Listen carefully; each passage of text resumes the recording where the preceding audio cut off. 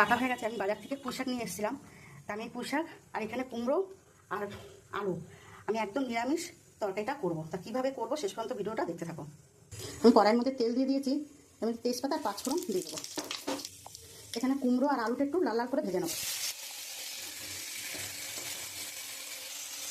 এখানে আমি টমেটো দিয়ে দেবো, এখানে কয়েকটা কাঁচা লঙ্কা দিয়ে দেবো।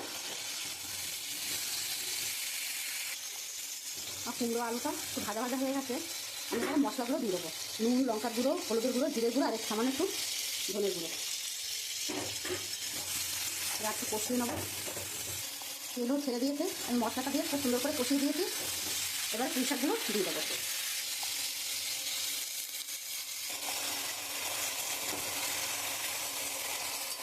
এবার একটু ভালো করে মিশিয়ে নেব। ডাঁটাগুলো একটু শক্ত বলে আমি একটু সিদ্ধ করে নিতে দেখো। আমি এবার ডাঁটাগুলো দিয়ে দেবো।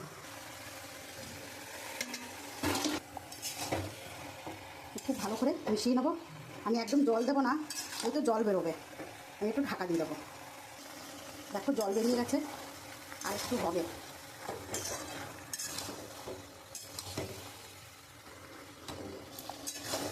তরকারিটা হয়ে গেছে, আমি এখন এখানে একটু চিনি দিয়ে দেবো।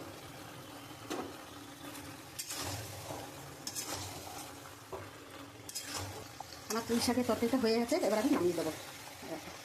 খুব সুন্দর মজেছে। দেখো বন্ধুরা, আমার পুঁই শাক একদম নিরামিষ হয়ে গেছে। আমার যদি রান্নাটা ভালো লাগে তার একটা লাইক, কমেন্ট, শেয়ার করে দিও।